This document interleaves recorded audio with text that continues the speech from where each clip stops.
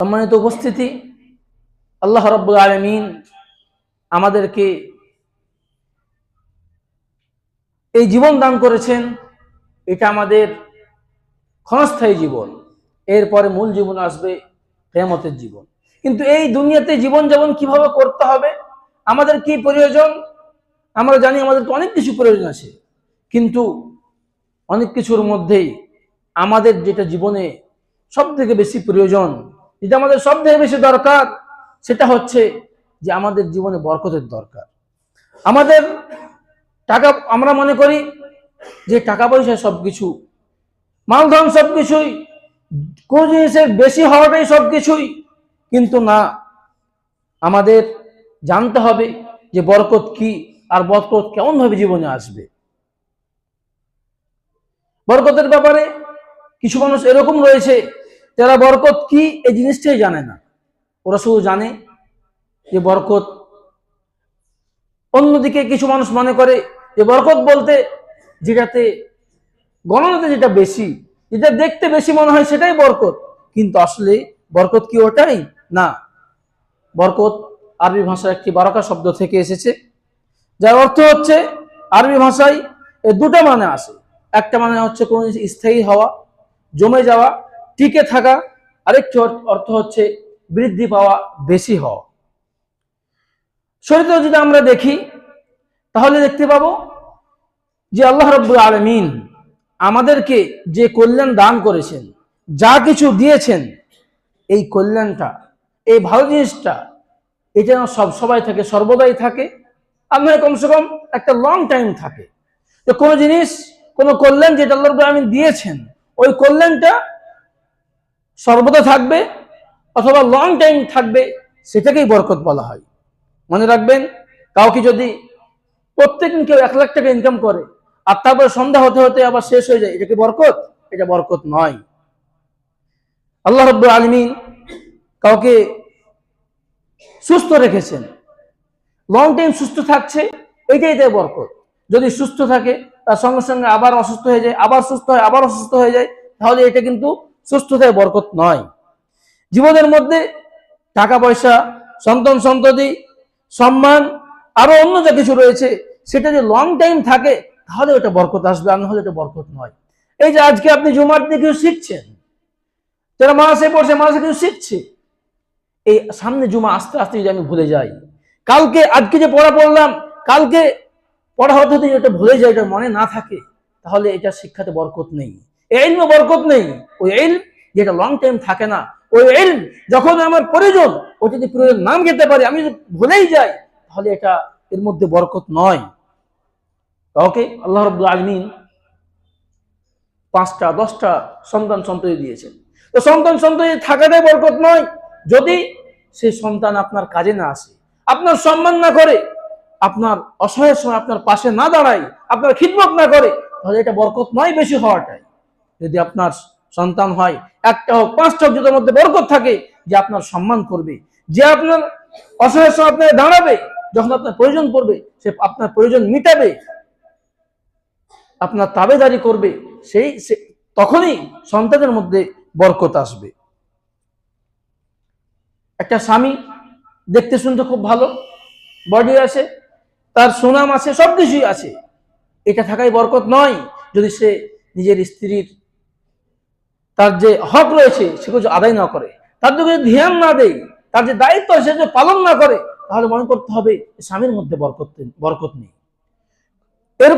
এরকম ভাবে স্ত্রী দেখতে সুন্দর, হয়তো এমন পরিবার থেকে এসেছে, পরিবারও খুব ভালো, সবকিছুই ভালো, কিন্তু সে যদি নিজের স্বামী যদি জীবনে শান্তি না পায়, সেই স্ত্রী যদি নিজের সন্তান সন্ততির হেফাজত না করে, তার যদি খেয়াল না রাখে, তাহলে স্ত্রীর মধ্যে বরকত নেই।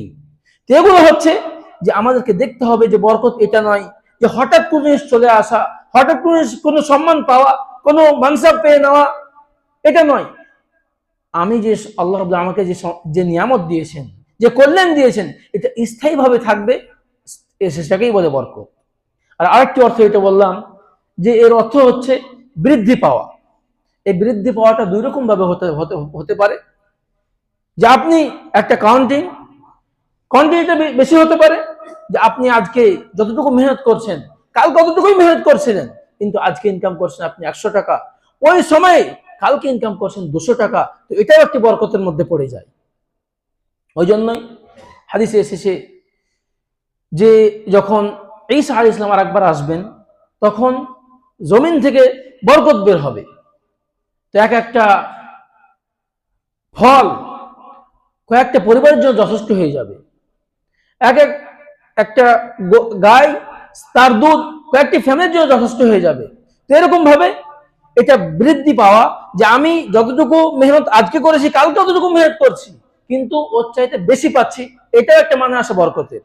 এটা একদিক দিয়ে যে বৃদ্ধি পাওয়া, যে দেখতে পাওয়া যায়, যাকে জাহেরি বরকত বলা হয়। আর আরেকটি হচ্ছে বৃদ্ধি পাওয়া যেটা বাতিনি, দেখতে পাওয়া যায় না, দেখতে পাওয়া যায় না।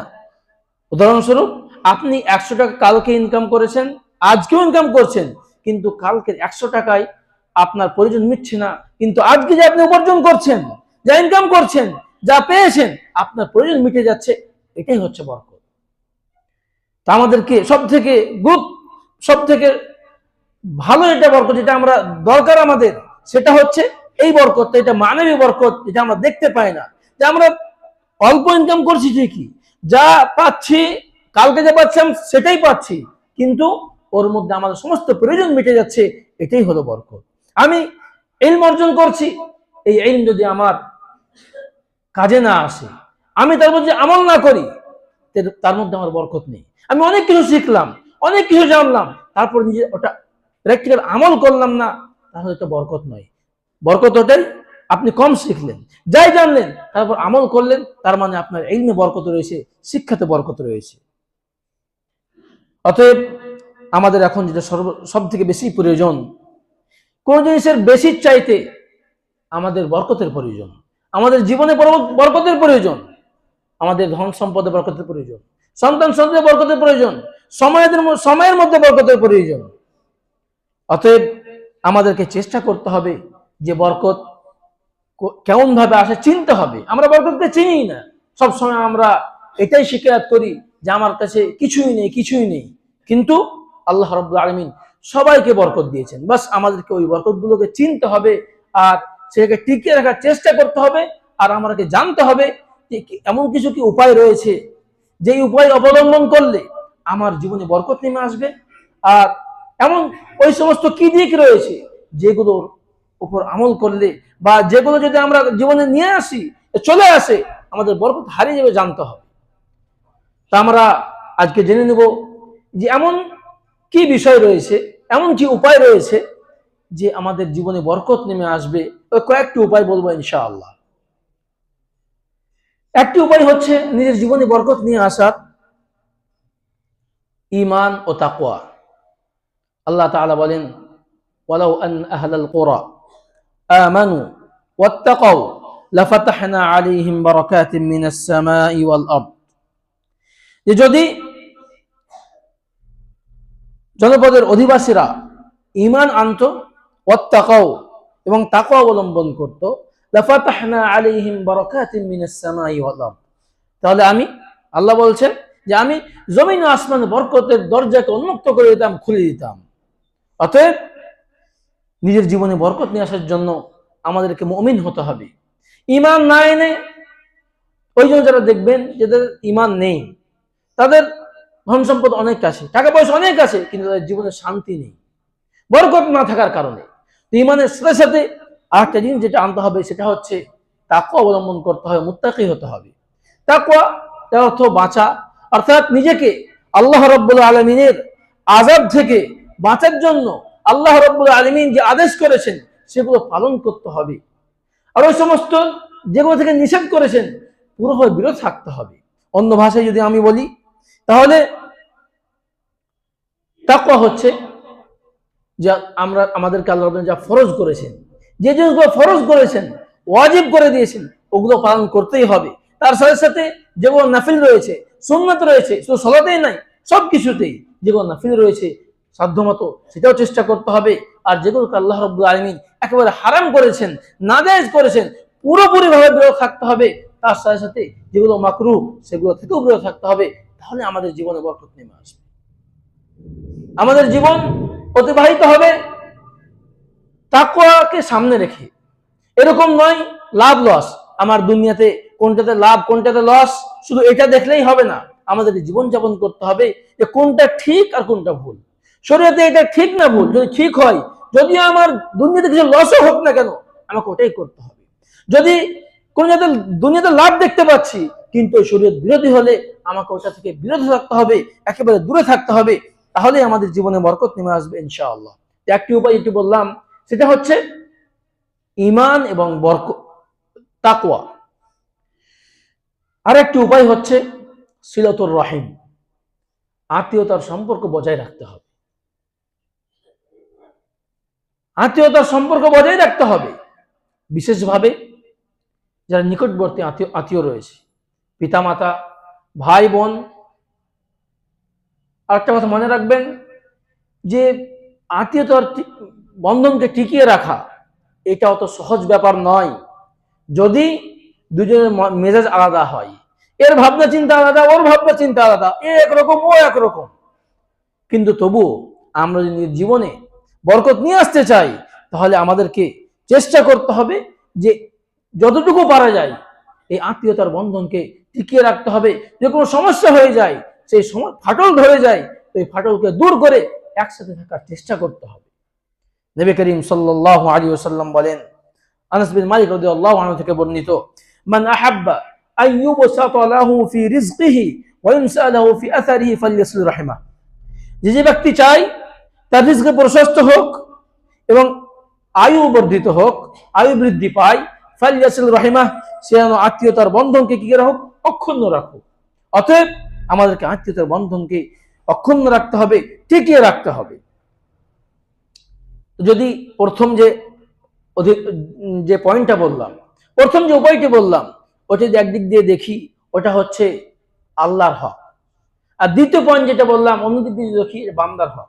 তা আমাদের মধ্যে এরকম যদি কেউ বসে থাকি যে আমার জীবনে আগে বরকত ছিল, আমি কম উপার্জন করতাম, তারপরেও সমস্ত প্রয়োজন আমার মিটে যেত, আজকে আমি অনেক উপার্জন করছি তবু আমার প্রয়োজন মিটছে না, আমার সময়ে বরকত নেই, তাহলে নিজেকে দেখতে হবে হয়তো আমার সম্পর্ক আল্লাহর সাথে ভালো নেই, আর না হয় আমার সম্পর্ক আল্লাহর বান্দার সাথে ভালো নেই, আত্মীয় স্বজনের সাথে ভালো নেই।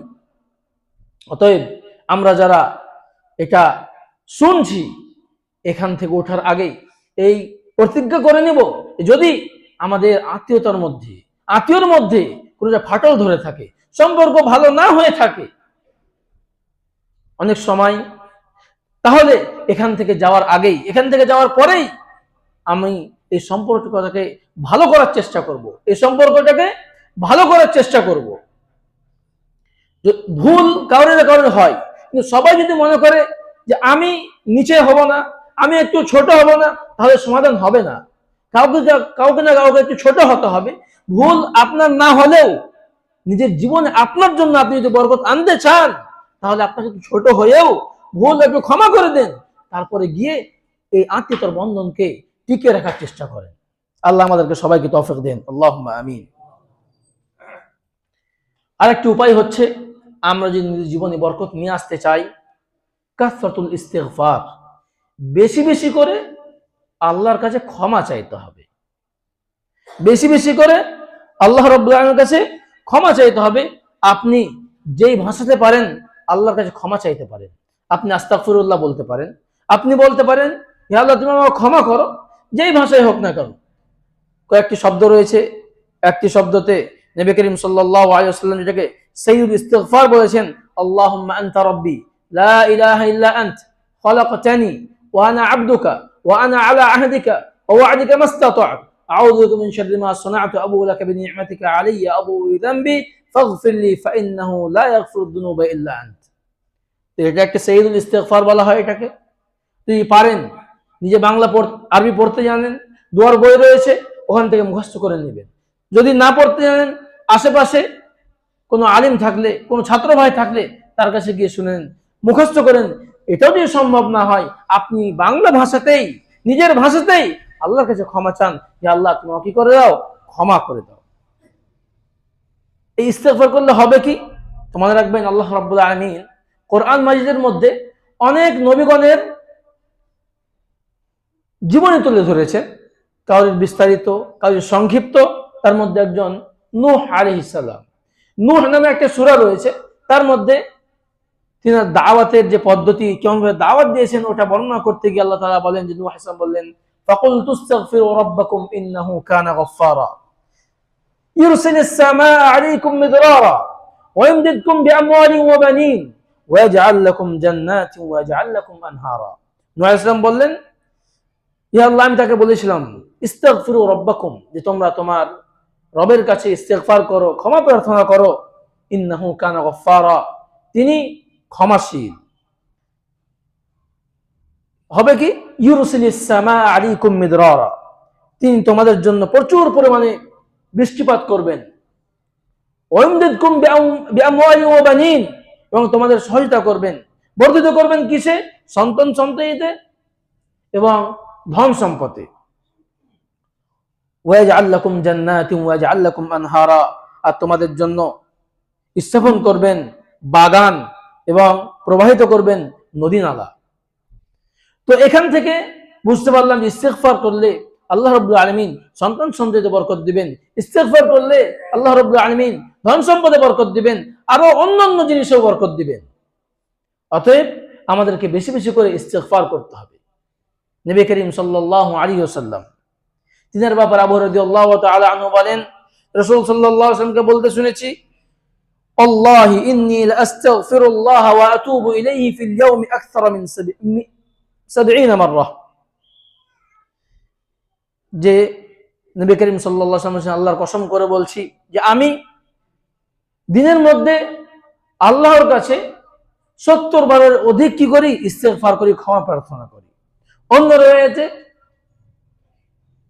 নবী করিম সাল্লাল্লাহু আলাইহি ওয়াসাল্লাম বলেন, ইন্নাহু লায়গানু আলা কলবি, যে আমার অন্তরে অলসতা চলে আসে, ওয়া ইন্নী লাআস্তাগফিরুল্লাহ ফিল ইয়াওমি 100 মাররা, আর আমি আল্লাহর কাছে একদিনে কতবার? 100 বার ইস্তেগফার করি। যখন নবী করিম সাল্লাল্লাহু আলাইহি ওয়াসাল্লাম, যিনার আগের ও পূর্বের পরের সমস্ত গুনাহ মাফ হয়ে গিয়েছে, তিনি যখন আল্লাহর কাছে তিনি 100 বার ক্ষমা প্রার্থনা করেন, আল্লাহর কাছে ক্ষমা চান, ইস্তেগফার করেন, তো আমি আপনি কে? আমাদের উঠতে বসতে চলতে ফিরতে সবসময় আমাদের পাপ হতেই আছে, তো আমরা কেন আল্লাহকে ইস্তেগফার করব না? তা আমরা যদি ইস্তেগফার করি তাহলে ইনশাআল্লাহ আমাদের জীবনে বরকত নেমে আসবে। আরেকটি উপায় হচ্ছে নিজের জীবনে বরকত নিয়ে আসার, রাসূল সাল্লাল্লাহু আলাইহি ওয়াসাল্লামের উপর বেশি বেশি করে দরুদ পাঠ করতে হবে। কাসরাতুস সালাতি আলান নবী সাল্লাল্লাহু আলাইহি ওয়াসাল্লাম, বিশেষভাবে জুমার দিনে বেশি বেশি করে রাসূল সাল্লাল্লাহু আলাইহি ওয়াসাল্লামের দরুদ পাঠ করতে হবে। দরুদ পাঠ করার ব্যাপারে আমরা যদি মুসলিম উম্মাতকে দেখি তো দুই ভাগে বিভক্ত। কিছু এরকম রয়েছে যারা বাড়াবাড়ি করে, ওই কোন নির্দিষ্ট সময় যেটা শরীয়তে নেই, কোন সময়কে নির্দিষ্ট করে সেই জায়গায় দরুদ পাঠ করা, অথবা ওই সমস্ত শব্দ দিয়ে আল্লাহ রাসূলের উপর দরুদ পাঠ করা যার মধ্যে শিরক রয়েছে, যার মধ্যে ভুল রয়েছে, তো এটা বাড়াবাড়ি। যেমন ভাবে দেখবেন অনেক সময় আজানের পূর্বে দরুদ পাঠ করে, ইকামতের পূর্বে দরুদ পাঠ করে, যেগুলো ঠিক নয়, এগুলো বিদআত। তেমনই ভাবে অন্যদিকে রয়েছে আমরা অলসতা করি, আমরা খুবই কম এরকম হয় যে রাসূলের উপর দরুদ পাঠ করি। তো যেমন ভাবে ওটা বাড়াবাড়ি, তেমন ভাবে এটা আমাদের অলসতা যে আমরা দরুদ পাঠ করি না। এর ব্যাপারে নবী করিম সাল্লাল্লাহু আলাইহি ওয়াসাল্লাম বলেন, মান সাল্লা আলাইয়া সালাতান সাল্লাল্লাহু আলাইহি বিহা আশরা, যে ব্যক্তি আমার উপর একবার দরুদ পাঠ করবে, আল্লাহ রাব্বুল আলামিন তার উপর 10 বার দরুদ পাঠাবেন। এই দরুদের মানে কি? সাল্লা আলাইহি আশরা। এই ব্যাপারে ইবনে কাইয়িম রাহমাতুল্লাহি আলাইহি দুটি মানে বর্ণনা করেন। একটি মানে হচ্ছে যে আল্লাহ রাব্বুল আলামিন এই ব্যক্তির প্রশংসা ফেরেশতাদের সামনে 10 বার করবেন। এই ব্যক্তির প্রশংসা কবার করবেন? ফেরেশতাদের সামনে 10 বার করবেন। আর আরেকটি ব্যাখ্যা, যেটা প্রসিদ্ধ ব্যাখ্যা, যে আল্লাহ রাব্বুল আলামিন 10টি রহমত তার উপর নাযিল করবেন, 10টি রহমত অবতীর্ণ করবেন। তো যখন একবার রাসূলের উপর দরুদ পাঠ করার বদৌলতে আল্লাহ রাব্বুল আলামিন আমাদের 10টি রহমত নাযিল করবেন। তো 10টি রহমত নাযিল আমাদের জীবনে বরকত আসবে না আসবে না? অবশ্যই আসবে ইনশাআল্লাহ। অতএব আমরা যদি নিজের জীবনে বরকত নিয়ে আসতে চাই, তাহলে আমাদেরকে বেশি বেশি করে রাসূল সাল্লাল্লাহু আলাইহি ওয়াসাল্লামের উপর দরুদ পাঠ করতে হবে। যেমন ভাবে ইস্তেগফার, আল্লাহর কাছে ক্ষমা চাওয়ার নির্দিষ্ট কোনো সময় নেই। তেমন ভাবে আপনি যে কোনো সময় উঠতে বসতে, সালাত পড়ে যাচ্ছেন, সালাত পড়ে বসে আছেন, খেলা দেখছে, গ্রাউন্ডে ছাত্ররা কেউ খেলছে, আপনি দেখছেন, কোনো জায়গায় যাচ্ছেন, নর্মাল ভাবে আপনি যেরকম জীবনযাপন করেন, নির্দিষ্ট কোনো সময়কে নির্দিষ্ট না করে আপনি রাসূলের উপর দরুদ পাঠ করতে পারেন। যেমন ভাবে ইস্তেগফার করতে পারেন, আল্লাহ তুমি ক্ষমা করো, আস্তাগফিরুল্লাহ আস্তাগফিরুল্লাহ আস্তাগফিরুল্লাহ, তেমন ভাবে রাসূলের উপর দরুদ পাঠ করতে পারেন। সেটা আল্লাহুম্মা সাল্লি আলাইহি আল্লাহুম্মা বারিক আলাইহি, অথবা দরুদ ইব্রাহিম, এটা আমরা সবাই জানি, আল্লাহুম্মা সাল্লি আলা মুহাম্মাদিন ওয়া আলা আলি মুহাম্মাদ কামা সাল্লাইতা আলা ইব্রাহিম ওয়া আলা আলি ইব্রাহিম ইন্নাকা হামিদুম মাজিদ, আল্লাহুম্মা বারিক আলা মুহাম্মাদিন ওয়া আলা আলি মুহাম্মাদ কামা বারাকতা আলা ইব্রাহিম ওয়া আলা আলি ইব্রাহিম ইন্নাকা হামিদুম মাজিদ। এই শব্দ ছাড়াও কোরআন হাদিসের মধ্যে আরো অন্যান্য শব্দ এসেছে, তো যেগুলো শব্দ এসেছে ওগুলো দিয়ে আপনি রাসূল সাল্লাল্লাহু আলাইহি ওয়াসাল্লাম দরুদ পাঠ করতে পারেন নিজের জীবনে। এই দরুদ পাঠ করার কি যে ফজিলত রয়েছে, যদি এটাই বলতে যাই, এই বিষয়ে বক্তব্য দেওয়া যায়, তো এই বিষয়ে একটা জুমা হয়ে যাবে। ওদিকে আমি যাচ্ছি না। মূল যেটা বিষয়, যে রাসূল সাল্লাল্লাহু আলাইহি ওয়াসাল্লামের উপরে দরুদ পাঠ করলে আল্লাহ রাব্বুল আলামিন তাআলা 10টি রহমত নাযিল করবেন, আর এটা 10টি রহমত নাযিল হলে ইনশাআল্লাহ আমাদের জীবনে বরকত নেমে আসবে। আরেকটি উপায় হচ্ছে আল্লাহ রাব্বুল আলামিনের উপর ভরসা করা। যেমন ভরসা করা উচিত, পরিপূর্ণভাবে ভরসা করা। আল্লাহর উপর ভরসা করার মানে এটা নয় যে আমি বসে থাকবো। আল্লাহর উপর ভরসা করার মানে এটা নয় এই বসে থাকবো আর মনে করো সবকিছু হয়ে যাবে না। আমি কোন জিনিস করতে চাই, তো যে কোনো করার জন্য আল্লাহ রাব্বুল আলামিন আমাকে দুনিয়াতে পাঠিয়েছেন। তো দুনিয়ার মধ্যে যেগুলো আসবাব রয়েছে, যেগুলো মাধ্যম রয়েছে, ওই মাধ্যমগুলো অবলম্বন করতে হবে, আর ফলাফলের জন্য আল্লাহর উপর ভরসা করতে হবে। এটাই হচ্ছে তাওয়াক্কুল। যেমন ভাবে আমি যদি মনে করি যে আমি চাষ করব, ধান হোক, যেই ফসলই হোক না কেন, তার জন্য আমাকে বসে থাকলে তো হবে না। আগে বীজ বপন করতে হবে, ঠিক টাইমে পানি দিতে হবে, আরো যে ঘাস টাস থাকে সেগুলো নিড়াতে হবে, আরো যে যাবতীয় কাজ রয়েছে সবকিছু করতে হবে। তারপরে আল্লাহর উপর ভরসা করতে হবে, ইনশাআল্লাহ ফসল ভালো হবে। আল্লাহর উপর ভরসা করলে ইনশাআল্লাহ এই কাজে আল্লাহ বরকত দিবেন। তো আমরা যাই কাজ করি না কেন আমাদের আল্লাহর উপর ভরসা করে করতে হবে। তো দুনিয়াতে যে মাধ্যম রয়েছে, দুনিয়াতে যেগুলোকে আল্লাহ কারণ বলেছেন, ওই কারণগুলো অবলম্বন করতে হবে, তার সাথে সাথে আল্লাহর উপর ভরসা করতে হবে। ওটাকে বোঝাতে গিয়ে অন্য হাদিসে রয়েছে ভরসা কেমন ভাবে করতে হবে। যেমন ভাবে পাখিরা সকালে তাগদু খিমাসান ওয়া তারুহু বিতানা, সকালে নিজের জায়গা থেকে বের হয় খালি পেটে আর ফিরে আসে ভরা পেটে। কেমন ভাবে? তারা জানে না কোথায় রিজিক আছে, কোথায় খাবার পাবো, কিন্তু তারা বসে থাকে না। পাখিরা কি করে?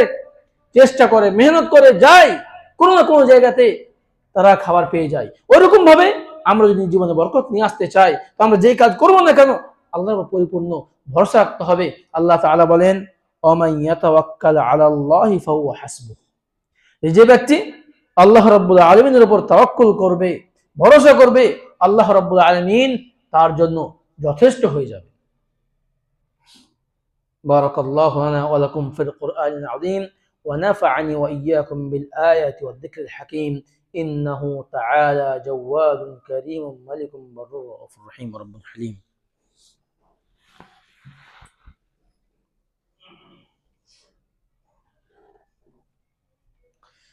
إن الحمد لله نحمده ونستعينه ونستغفره ونعوذ بالله من شرور أنفسنا ومن سيئات أعمالنا، من يهده الله فلا مضل له ومن يضلل فلا هادي له، وأشهد أن لا إله إلا الله وحده لا شريك له، وأشهد أن محمدا عبده ورسوله، أما بعد।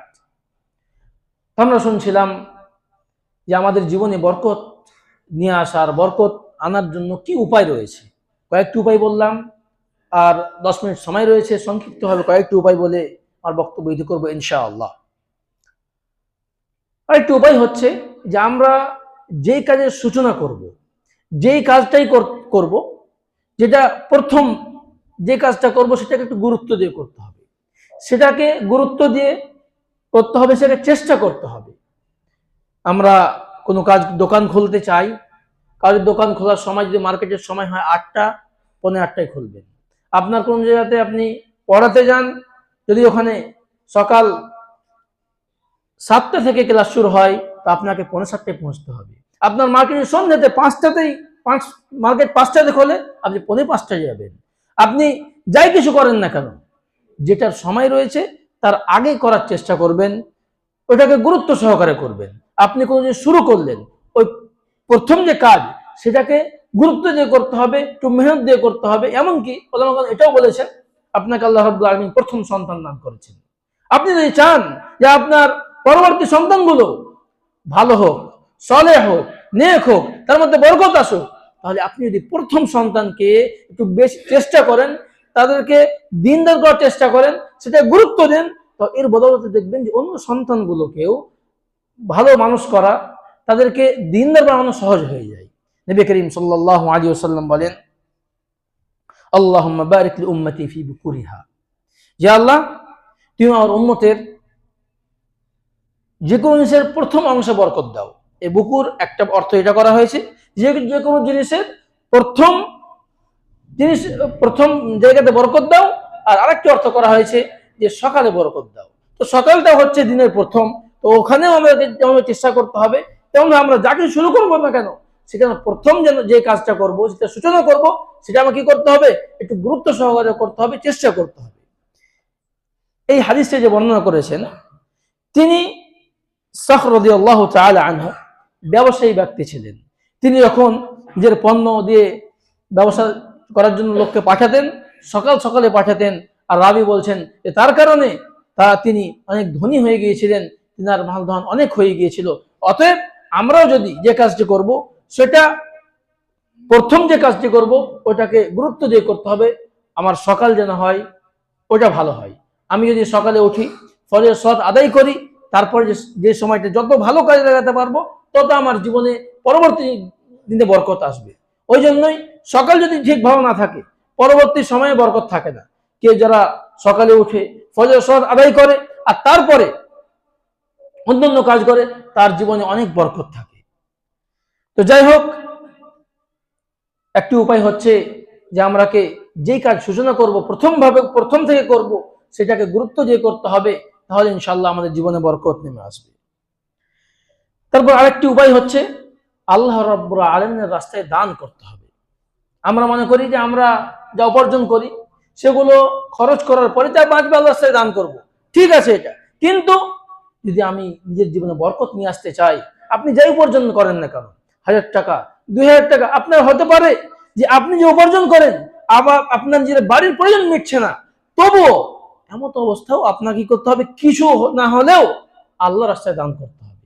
যদি আমি 100 টাকা ইনকাম করি, আপনি 10 টাকা দিব, 2 টাকা দিব, যাই দিব না কেন, যদি দিই আল্লাহর রাস্তায়, কোনো গরিব মিসকিনকে দিই, কোনো মসজিদে দিই, মাদ্রাসায় দিই, বা যেখানে দান করার জায়গা সেই জায়গাটা দিই, তাহলে হবে কি, আল্লাহ রাব্বুল আলামিন বলছেন, ওয়ামা আনফাকতুম মিন শাইইন ফাহুয়া ইখলিফু, যে তুমি যা কিছু আল্লাহর রাস্তায় দান করবে, খরচ করবে, আল্লাহর ওয়াদা হচ্ছে আল্লাহ তোমাকে ফিরিয়ে দিবে, তার বিনিময়ে দিবে।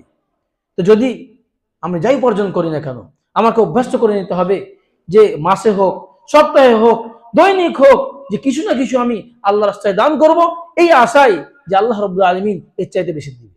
তো এর মানে এটা নয় যে আমি যদি 10 টাকা দান করি আল্লাহ আমাকে 10 টাকাই দিবে না, আমি আমার সাধ্য মতো দান করব, কিন্তু আল্লাহ রাব্বুল আলামিন আল্লাহর ফজলে আমাদেরকে আরো বেশি বেশি দিবেন ইনশাআল্লাহ। আর একটি উপায় হচ্ছে নিজের জীবনে বরকত নিয়ে আসা, যে আল্লাহ আমাদেরকে যা নিয়ামত দান করেছেন সেগুলোর কৃতজ্ঞতা প্রকাশ করতে হবে। আমরা কেউ বলতে পারবো না যে আমাদেরকে নিয়ামত দান করেননি। আল্লাহ তাআলা বলছেন, ওয়া ইন তাউদ্দু নি'মাতাল্লাহি লা তুহসুহা, যদি তোমরা আল্লাহ রাব্বুল আলামিনের নিয়ামতকে গণনা করতে চাও তো গণনা করতে পারবে না। আপনাকে টাকা পয়সা দেয়নি ঠিক, সুস্থ আছেন, আপনি সুস্থ নেই কিন্তু আপনাকে সন্তান দিয়েছেন। তো যদি দেখি আমার জীবনে অনেক নিয়ামত রয়েছে, যার চক্ষু নেই তাকে জিজ্ঞাসা করুন চক্ষু কত বড় নিয়ামত, যার হাত নেই তাকে জিজ্ঞাসা করেন হাত কত বড় নিয়ামত, যে শুনতে পায় না তাকে জিজ্ঞাসা করেন যে কান কত বড় নিয়ামত, যে বলতে পারে না, জিজ্ঞাসা করুন যে জিহ্বা কত বড় নিয়ামত। তা আমরা যদি জীবনে দেখি নিয়ামত আর নিয়ামত, কিন্তু দুঃখের বিষয় যে আমরা এই নিয়ামতকে দেখতে পাই না। শুধু আমরা দেখতে পাই যে আমাদের কাছে কি নেই, অন্যের কাছে কি আছে। তো আমাদেরকে সর্বপ্রথম এই নিয়ামত যে দিয়েছেন আল্লাহ তাআলা, সেটাকে চিনতে হবে, সেটাকে স্বীকার করতে হবে যে হ্যাঁ এই নিয়ামত আছে। আর তার সাথে সাথে এর কৃতজ্ঞতা প্রকাশ এইভাবেও হবে যে যেই কাজে যে নিয়ামত দান করেছেন সেটা সেই কাজে ব্যবহার করতে হবে। আপনাকে সন্তান দিয়েছে, তাকে লালন পালন করতে হবে, ভালোভাবে করতে হবে। আপনাকে টাকা পয়সা দিয়েছে, আপনাকে সঠিক জায়গায় ব্যবহার করতে হবে, হালাল জায়গাতে ব্যবহার করতে হবে। আপনাকে চক্ষু দিয়েছেন, যেগুলো হালাল সেগুলো দেখতে হবে। মোট কথা হচ্ছে যেটাকে আল্লাহ রাব্বুল আলামিন যেই কাজের জন্য ব্যবহার করার আদেশ দিয়েছেন সেটাকে সেই কাজে ব্যবহার করতে হবে। তাহলে আমি কি করব? আল্লাহ রাব্বুল আলামিন কৃতজ্ঞতা প্রকাশ করব। এইভাবে কৃতজ্ঞতা প্রকাশ করা হয়। আল্লাহ তাআলা বলেন, লা ইন শাকারতুম লা আযীদান্নাকুম, যে তোমরা আল্লাহ রাব্বুল আলামিনের কৃতজ্ঞতা প্রকাশ করো, লা আযীদান্নাকুম, আমি তোমাকে আরো দিব, আরো বৃদ্ধি দেব, বেশি দেব। ওয়ালা ইন কাফারতুম ইন্না আযাবি লাশাদীদ, মনে রাখবে যদি তোমরা অকৃতজ্ঞ হও তাহলে মনে রাখবে যে আমার শাস্তি অনেক কঠোর। অতএব নিজের জীবনে বরকত নিয়ে আসার জন্য আমাদেরকে কৃতজ্ঞ হতে হবে। আল্লাহ রাব্বুল আলামিন যা নিয়ামত দান করেছেন সেগুলো প্রথমে স্বীকার যেতে হবে যে হ্যাঁ এই নিয়ামত, আর তার সাথে সাথে ওই স্বীকৃতি দেওয়ার সাথে সাথে আমাদেরকে ওই কাজেই ব্যবহার করতে হবে, ওই নিয়ামতগুলোকে যেই কাজে ব্যবহার করা আল্লাহ তাআলা কি করেছেন? আদেশ দিয়েছেন। আরেকটি হচ্ছে যে আমরা একটি সুন্নাত যে ছেড়ে দিয়েছি। ওয়াহশী বিন হারব রাদিয়াল্লাহু তাআলা আনহু তিনি বলেন যে কিছু সাহাবী রাসূলের কাছে এসে বললেন, ইয়া রাসূলুল্লাহ, আমরা খাই কিন্তু পেট ভরে না। রাসূল বললেন যে হয়তো তোমরা আলাদা আলাদা করে খাও। তো বললেন জি হ্যাঁ, আমরা আলাদা আলাদা খাই। তখন নবী করিম সাল্লাল্লাহু আলাইহি ওয়াসাল্লাম বললেন, ফাজতামিউ আলা তুআমিকুম, তোমরা একত্রিত হয়ে খাও। ওয়াজকুরু ইসমাল্লাহি, আর আল্লাহ রাব্বুল আলামিন কি করো? নাম দাও। ইউবারাকু লাকুম ফি, আল্লাহ রাব্বুল আলামিন তোমাদের তার জন্য সেখানে কি করবে? বরকত দিবে। তা আমরা এর আগে দেখেছি একসাথে খাওয়া দাওয়া বাড়িতে হতো, কিন্তু এখন এ আসছে 5টায়, ও 6টায়, কে 7টায়, কোনো ঠিক নেই। একসাথে খাওয়ার প্রথাই উঠে গিয়েছে। তো শুধু একসাথে বাড়িতেই নয়, চেষ্টা করবেন কোনো সময় একাই না খাওয়া। আপনি কোনো কিছু খাচ্ছেন, কোনো অন্য জায়গায় গিয়েছেন, তো যার কাছ থেকে কিনছেন ওকে একটু দিয়ে দেন, আশেপাশে যে আসে তাকে দিয়ে খান, ইনশাআল্লাহ তার মধ্যে বরকত নেমে আসবে। তো আমরা যদি জীবনে বরকত নিয়ে আসতে চাই, এই সুন্নাত একসাথে খাওয়া, এটা আমাদেরকে চেষ্টা করতে হবে। কিন্তু যেহেতু এটা গ্রামে অনেক লোক শুনছে, এর মানে এটা নয় যে বাড়িতে সবাই, বউ, ভাবি, আরো যা কিছু যাদেরকে দেখা জায়েজ নয় সবাইকে নিয়ে বসে খাবেন, তা এটা বলতে চাচ্ছি না। যাদের সঙ্গে আপনি বসে খেতে পারবেন তাদেরকে নিয়ে একসাথে খাবেন। এরকম নয় যে এক বাড়িতে সবাই ছেলে মেয়ে একসাথে খাচ্ছেন, এটা আমি বলতে চাচ্ছি না। বলতে চাচ্ছি একসাথে খাবেন, মহিলারা যাদের খেলো, যাদেরকে আপনি দেখতে পাবেন না তারা আলাদাভাবে খাবে, আর বাদ বাকি সব একসাথে খাওয়ার চেষ্টা করবেন। সেটা বাড়িতে হোক, আপনার অফিসে হোক, অন্য কোনো জায়গাতে হোক, আমাদেরকে সুন্নাতটা নিয়ে আসার চেষ্টা করতে হবে যে একসাথে খেতে হবে।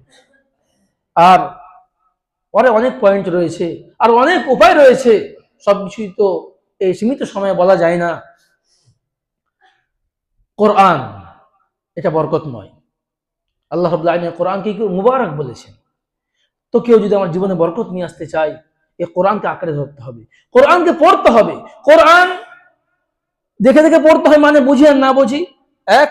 তার সাথে সাথে আল্লাহ তাআলা কোরআনকে যেহেতু হিদায়াতের জন্য অবতীর্ণ করেছেন, তো আল্লাহ রাব্বুল আলামিন কি বলেছেন তার অর্থ বোঝারও চেষ্টা করতে হবে নিজের জীবনে বরকত নিয়ে আসার জন্য।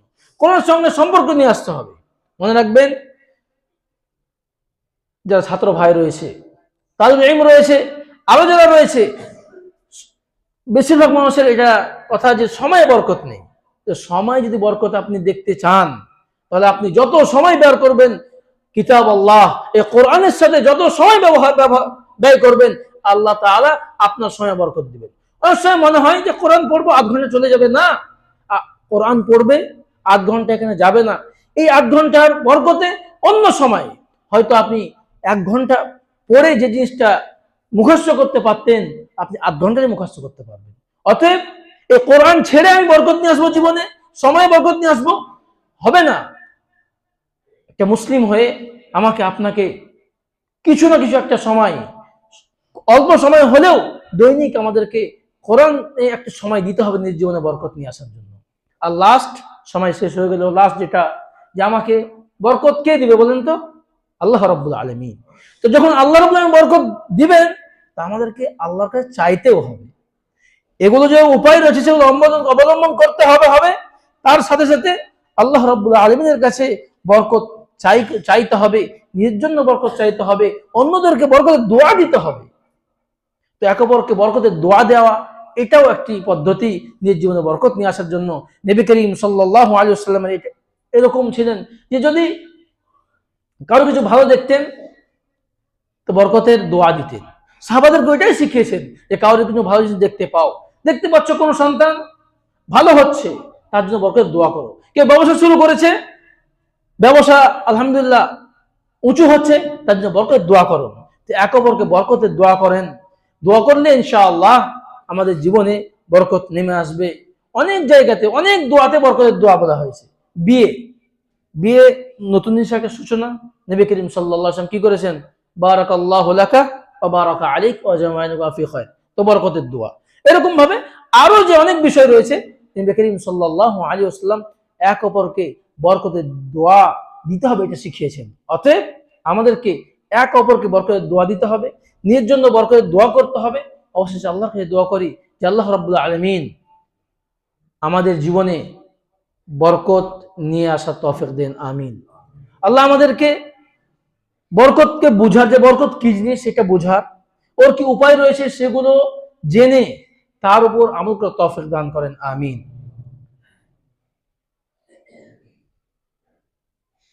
ইয়া আইয়ুহাল্লাযীনা আমানু ইন্নাল্লাহা ওয়া মালাইকাতাহু ইউসাল্লুনা আলান নবী ইয়া আইয়ুহাল্লাযীনা আমানু সাল্লু আলাইহি ওয়া সাল্লিমু